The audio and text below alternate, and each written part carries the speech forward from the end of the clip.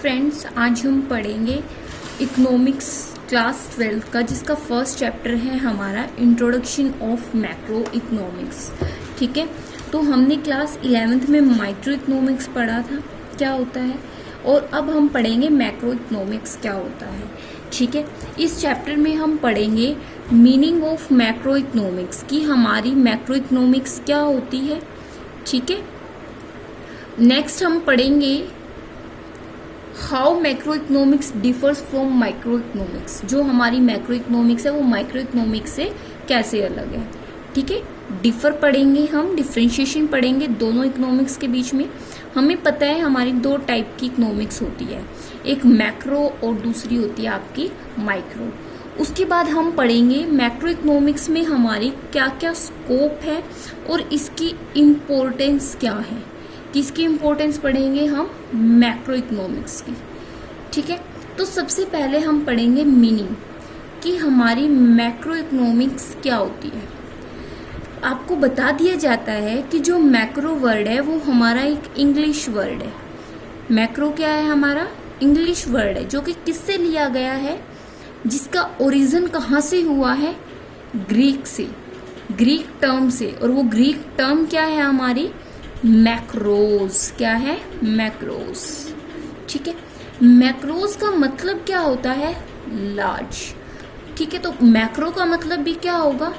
Large. क्यों होगा? क्योंकि जो एक मैक्रो वर्ड है वो कहाँ से लिया गया है? ग्रीक वर्ड से, और वो ग्रीक वर्ड क्या है? मैक्रोज, जिसका मतलब क्या है? लार्ज। ठीक है, जिसका मतलब क्या है? लार्ज। ठीक है, अब हम पढ़ेंगे कि मैक्रो इकोनॉमिक्स का मतलब होता है, अब हमें पता चल गया कि मैक्रो का मतलब होता है लार्ज। लार्ज एज होल, मतलब बड़ा, या फिर हम कह सकते हैं कि पूरा। ठीक है, अब हम पढ़ेंगे कि मैक्रो इकोनॉमिक्स की डेफिनेशन क्या होती है। मैक्रो इकोनॉमिक्स को डिफाइन किया जा सकता है as a branch of economics. As a branch of economics we study economic issue, जो क्या स्टडी करती है? इकोनॉमिक इशू या economic problem. Economic problem at the level of economy as a whole. अब इस लाइन को समझते हैं जो हमने लिखा है। मैक्रो इकोनॉमिक्स क्या है? एक इकोनॉमिक्स की वो ब्रांच है जो किसके बारे में स्टडी करती है? एक इकोनॉमिक इशू या इकोनॉमिक प्रॉब्लम। और कौन से लेवल पे? इकोनॉमी के होल लेवल पे। ये नहीं है हम किसी एक पर्टिकुलर सेक्टर को उठाएंगे। पर्टिकुलर सेक्टर को उठाते हैं, किसी एक फर्म को उठाते हैं, किसी एक इंडस्ट्री को उठाते हैं, तो वो हम माइक्रो इकोनॉमिक्स में डील करते हैं। जब हम पूरी इकोनॉमी को स्टडी करते हैं, पूरी इकोनॉमिक यूनिट्स और प्रॉब्लम्स करते हैं, तो उसे क्या कहा जाता है? आपका मैक्रो इकोनॉमिक्स। ठीक है, अब क्वेश्चन, ये कुछ ऐसे इकोनॉमिक क्वेश्चन के बारे में भी स्टडी करता है। कैसे इकोनॉमिक क्वेश्चन? जो कि किससे रिलेटेड होते हैं? Welfare of all residents of a country. Welfare of all residents of a country, मतलब क्या है कि कंट्री में रहने वाले लोगों की भलाई के बारे में भी ये स्टडी करता है। कौन स्टडी करता है? यहाँ पे हम बात किसकी कर रहे हैं? मैक्रो इकोनॉमिक्स की। ठीक है, these questions are like of employment for the residents. जो ये क्वेश्चंस है, क्या क्वेश्चंस है हमारे, कि हम एम्प्लॉयमेंट दे रहे हैं। किसको एम्प्लॉयमेंट? रेजिडेंट्स को दे रहे हैं। ग्रोथ ऑफ आउटपुट, इकोनॉमी के अंदर ग्रोथ, मतलब जो आउटपुट है वो उसकी मतलब क्या रेट है, कि वो कितने % से हमारा बढ़ता जा रहा है। ठीक है, प्राइस, अब हमें पता है एक वर्ड आता है हमारा इन्फ्लेशन और डिफ्लेशन, जो कि इकोनॉमिक्स में बहुत ही मेन है और हम इसको +1 में भी पढ़ चुके हैं। इन्फ्लेशन हम कब कहते हैं? जब प्राइस क्या हो जाता है? बढ़ जाता है, प्राइस राइज हो जाता है, तो उसे हम क्या कहते हैं? इन्फ्लेशन। दूसरा आता है आपका डिफ्लेशन, जब प्राइस क्या हो जाता है? आपका कम हो जाता है। एक इन्फ्लेशन और डिफ्लेशन, पहले हम इन दोनों को ही कंसेप्ट्स को क्लियर करेंगे। ठीक है, इन्फ्लेशन देखो, इन्फ्लेशन का मैं विद एग्जांपल आपको समझाती हूँ कि इन्फ्लेशन कैसे होता है और क्या होता है। इन्फ्लेशन में मैं लेके चलती हूँ कि price of a particular commodity में मान लेती हूँ कि प्राइस ऑफ ब्रेड, ठीक है, ब्रेड का प्राइस, पहले जो ब्रेड का प्राइस था वो था 10 रुपये, ₹10, ठीक है। अब क्या हो गया, वो उसका प्राइस 10 की बजाय बढ़ गया, कितना हो गया, 12 रुपये। तो इस सिचुएशन को हम क्या कहेंगे, इन्फ्लेशन। जब किसी पर्टिकुलर कमोडिटी का प्राइस बढ़ जाता है तो उसे हम कहते हैं इन्फ्लेशन। अब मैं बात करूंगी डिफ्लेशन की। डिफ्लेशन क्या होता है, जब प्राइस पहले तो था आपका ₹5, ब्रेड का ही प्राइस लेके चल रहे हैं हम, ब्रेड का प्राइस पहले कितना था, 5 रुपये, लेकिन अब घट के कितना हो गया, 2 रुपये। तो इस सिचुएशन को क्या कहा जाएगा, डिफ्लेशन। ये दो जो कंसेप्ट थे मैं आपको बताना चाहती थी, ठीक है। एक आता है जो हमारा इकोनॉमी मैक्रो इकोनॉमिक्स में जो हम पढ़ते हैं, एक हम पढ़ते हैं problem of depression. Problem of depression, ये कैसे प्रॉब्लम होती है, डिप्रेशन मतलब lack of demand for goods and services across different service sectors of the economy. मतलब क्या है इस लाइन का जो मैंने आपको बोला है, lack of demand for goods and services. क्या होता है कि हमारी जो गुड्स और जो सर्विसेज की जो डिमांड होती है वो इकोनॉमी के अलग अलग सेक्टर्स में क्या होने लग जाती है, कम होने लग जाती है, तो वो प्रॉब्लम ऑफ डिप्रेशन आ जाती है। लेकिन किसके लिए होती है ये डिप्रेशन की प्रॉब्लम, प्रोड्यूसर के लिए होती है, ठीक है। हम मान लेते हैं कि एक हमारा है हाउस होल्ड सेक्टर और एक है हमारा इंडस्ट्रियल सेक्टर, ठीक है।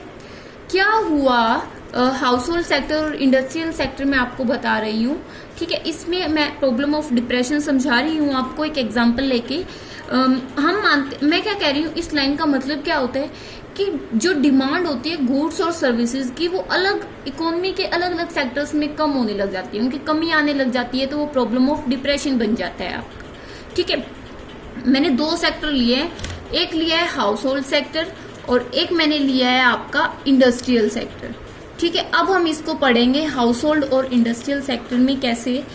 हम मानते हैं कि पहले जो हाउस होल्ड सेक्टर था वो आपकी साल्ट की डिमांड कर रहा था 20 पैकेट्स की, लेकिन अब उसकी डिमांड कम हो गई है।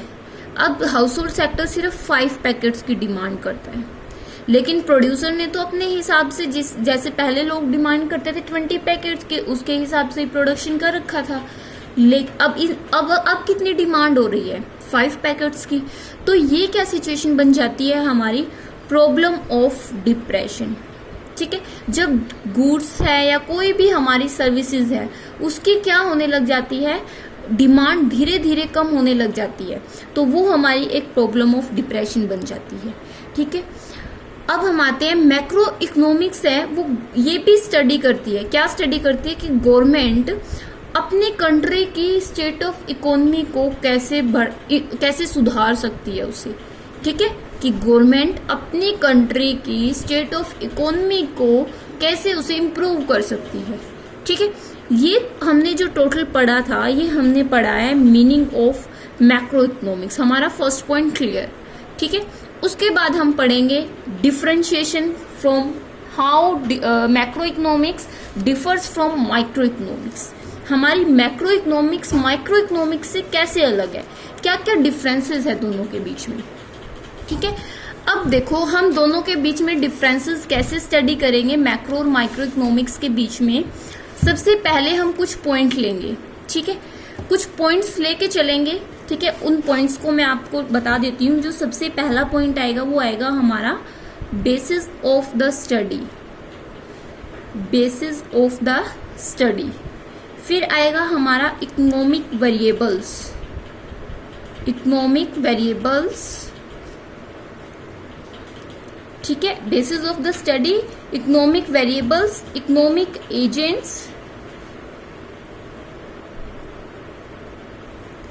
इकोनॉमिक एजेंट्स, नेक्स्ट है डिग्री ऑफ एग्रीगेशन, नेक्स्ट है different style of assumption,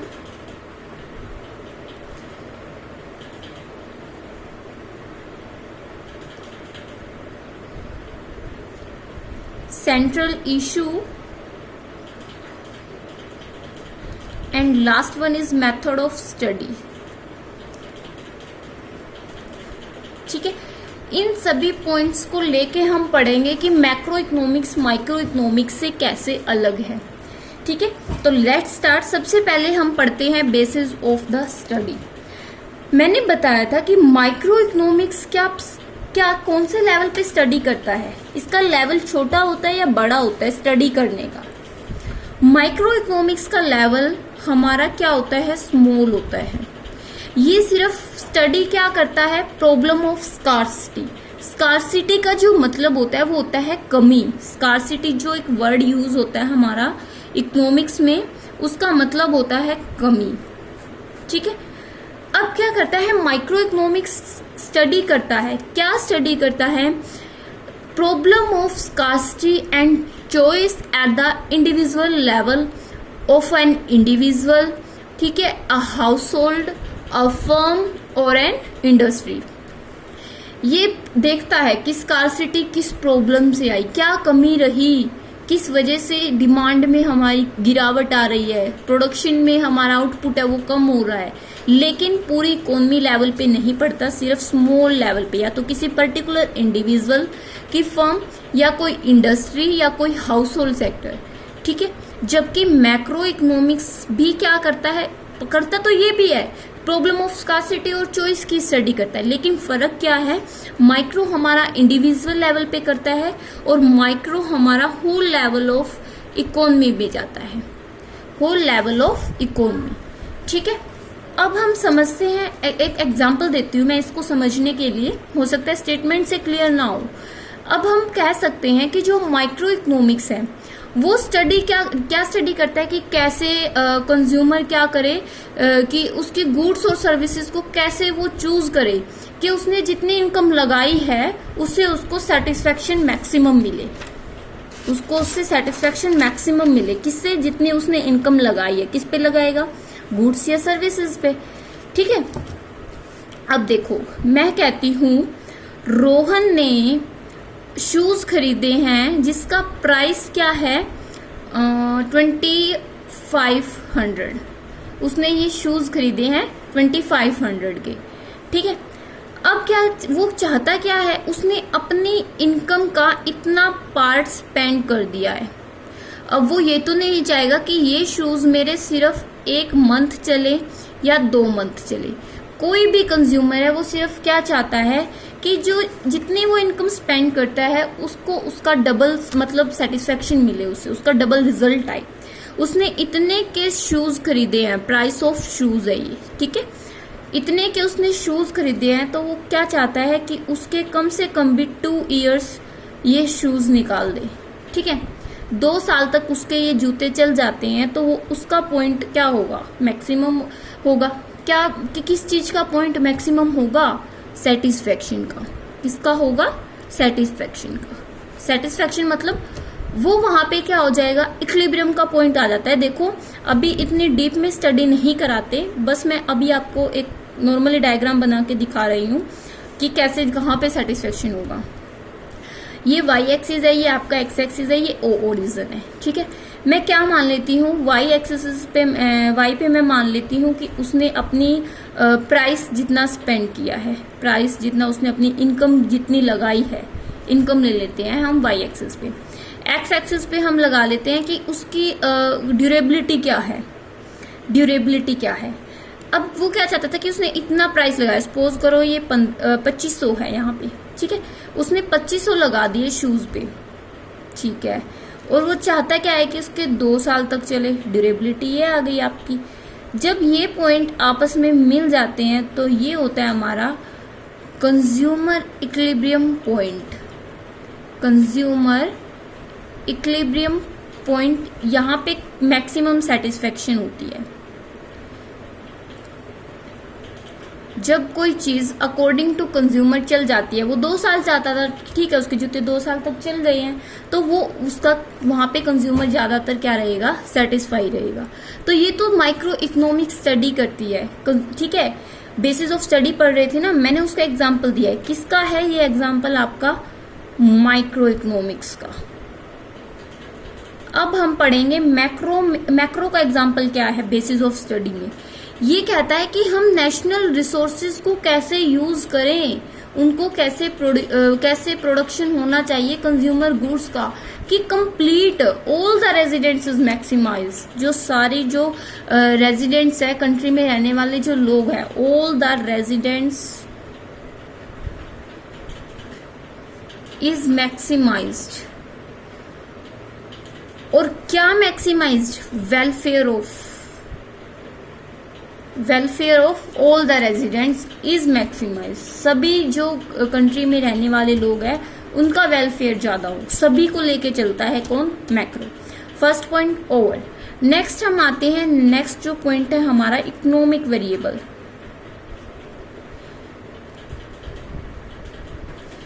economic variable में देखो माइक्रो इकोनॉमिक्स क्या कहता है। माइक्रो इकोनॉमिक्स क्या कहता है कि ये अपने माइक्रो इकोनॉमिक वेरिएबल्स को यूज करता है। जैसे कि कौन से माइक्रो इकोनॉमिक्स वेरिएबल्स हो सकते हैं?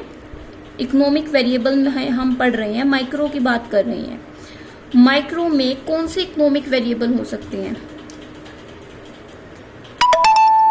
कंज्यूमर डिमांड और आपकी प्रोड्यूसर सप्लाई। कंज्यूमर डिमांड्स और प्रोड्यूसर सप्लाई, ठीक है। छोटे लेवल पे बात करते हैं तो ये यहाँ पे यही बताता है कि कंज्यूमर कितनी डिमांड कर रहा है और प्रोड्यूसर कितना सप्लाई कर रहा है। प्रोड्यूसर अगर 10 यूनिट्स ऑफ पेन सप्लाई, अगर सप्लायर यानी प्रोड्यूसर अगर क्या करता है, पेन की 10 यूनिट सप्लाई करता है, तो कंज्यूमर कितनी डिमांड कर रहे हैं? कंज्यूमर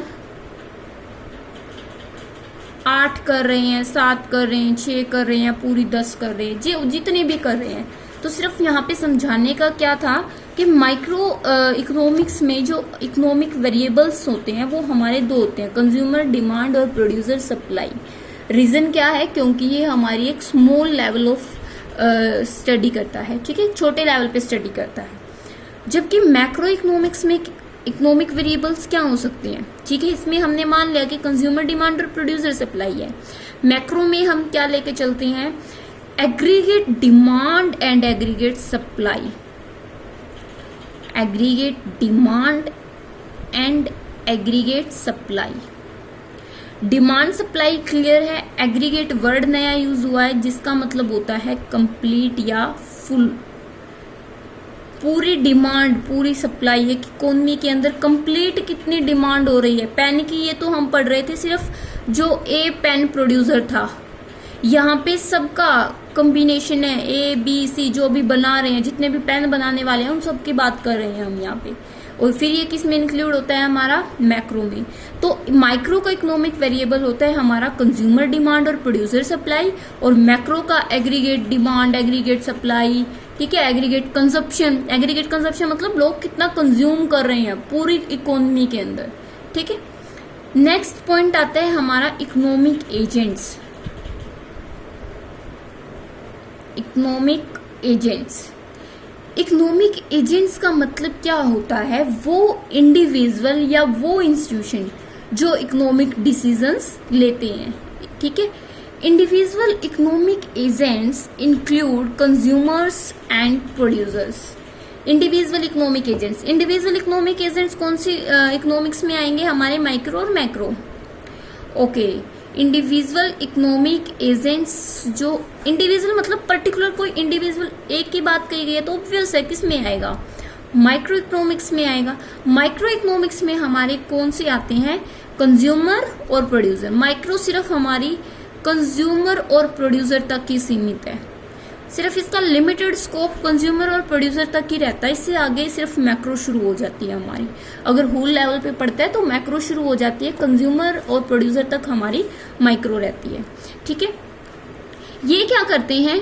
इनका मेन क्या होता है, कंज्यूमर और प्रोड्यूसर। कंज्यूमर क्या चाहता है कि उसे ज्यादा सेटिस्फेक्शन मिले, और प्रोड्यूसर क्या चाहता है कि उसे ज्यादा से ज्यादा प्रॉफिट मिले। इनका फोकस यही रहता है। लेकिन जो इंस्टीट्यूशनल इकोनॉमिक यूनिट्स है, कौन सी,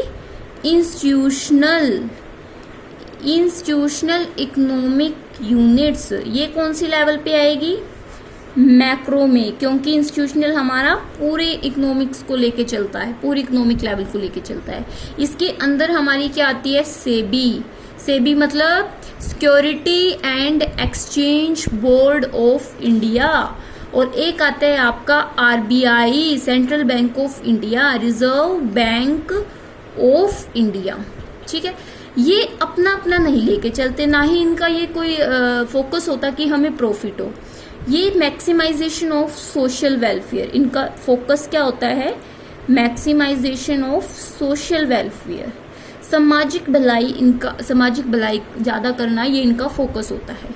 ठीक है, जो माइक्रो लेवल है, माइक्रो लेवल में जो डिसीजन लिए जाते हैं वो ज्यादातर इंडिविजुअल इकोनॉमिक एजेंट से लिए जाते हैं, और मैक्रो लेवल के अंदर इंस्टीट्यूशनल इकोनॉमिक यूनिट्स के अंदर। ठीक है, उसके बाद हम पढ़ते हैं degree of aggregation. Degree of aggregation, degree of aggregation का मतलब क्या है कि माइक्रो इकोनॉमिक्स में उसके जो इकोनॉमिक वेरिएबल्स होते हैं उनकी जो डिग्री होती है किसकी, एग्रीगेशन की, वो लिमिटेड होती है as compare to macroeconomics. ठीक है, स्टेटमेंट से क्लियर नहीं होगा ये, विद एन एग्जांपल हम करते हैं। मैं कहती हूँ माइक्रो इकोनॉमिक्स में लेके चलते हैं हम। ठीक है, माइक्रो इकोनॉमिक्स में क्या है, माइक्रो इकोनॉमिक्स क्या करता है, स्टडी करता है equilibrium of an industry. Equilibrium of an industry, किसी एक इंडस्ट्री का इक्विलिब्रियम क्या होगा। इक्विलिब्रियम एक इंडस्ट्री का कहाँ होगा, जहाँ पे हमारी demand is equal to supply, जहाँ हमारी डिमांड और सप्लाई दोनों क्या होगी, इक्वल होगी, वो पॉइंट हमारा क्या होगा, इक्विलिब्रियम का होगा। ठीक है, अब क्या कहता है, it is an aggregate of all the firms producing a particular commodity. किसी एक पर्टिकुलर कमोडिटी को बनाने वाले सभी फर्म्स को लेके चलती हैं डिग्री ऑफ एग्रीगेशन में। जबकि मैक्रो इकोनॉमिक्स में क्या करते हैं हम,